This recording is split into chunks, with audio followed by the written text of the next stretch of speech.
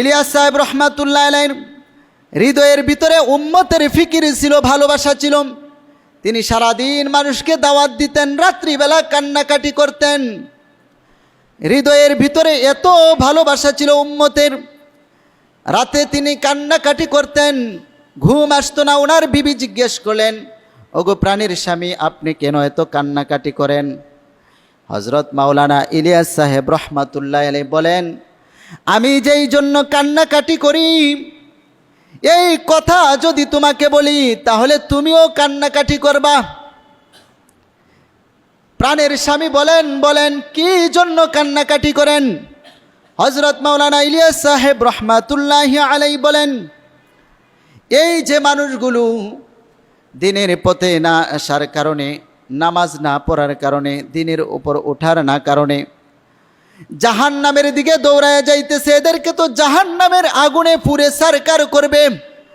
আল মুসলিম আখুল মুসলিম, মুসলমান ভাই ভাই, আমার এক ভাই জাহান্নামের আগুনে জ্বলবে, আমি কিভাবে সহ্য করতে পারি? এই জন্য আমি মানুষের দ্বারে দ্বারে যাই, পায়ে ধরি, হাতে ধরি, ভাই আসুন নামাজ পড়েন, আল্লাহর হুকুমগুলো মানেন, দিনের উপর আসেন। জাহান্নাম থেকে বাঁচানোর জন্য আমি সারাদিন মানুষের পিছনে মেহনত করি, আর রাত্রে বেলায় ওই জাহান্নামের ভয়ে, ওই ভাইদের দরদে, মুসলমানের ভাই, আমার ভাই যে জাহান্নামে যাচ্ছে, এই ব্যথা, এই চিন্তায় আমার হৃদয় সবসময় বেকুল থাকে। এই জন্য আমি কান্নাকাটি করতেছি।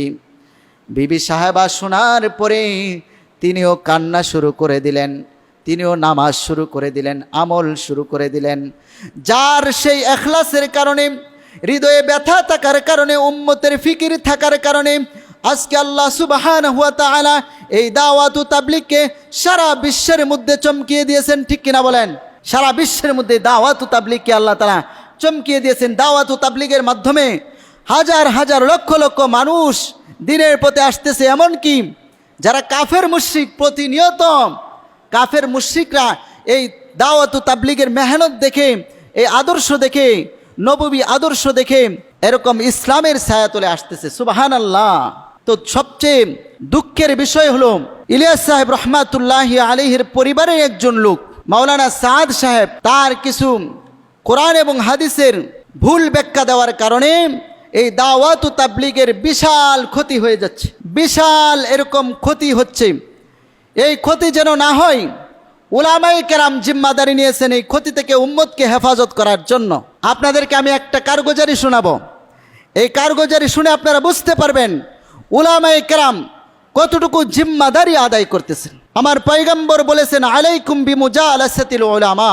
এই উম্মতের সাধারণ মানুষের জন্য উম্মতের মজলিসকে, উলামায়ে কেরামের মজলিসকে, উলামায়ে কেরামের সাথে থাকার জন্য আমার নবী নির্দেশ দিয়ে গেছেন। এজন্য উলামায়ে কেরাম, জমহুর উলামায়ে কেরাম যেই পথ নির্দেশনা আমাদেরকে দিবেন, সেই পথ নির্দেশনা অনুযায়ী আমাদের চলা খুবই জরুরি।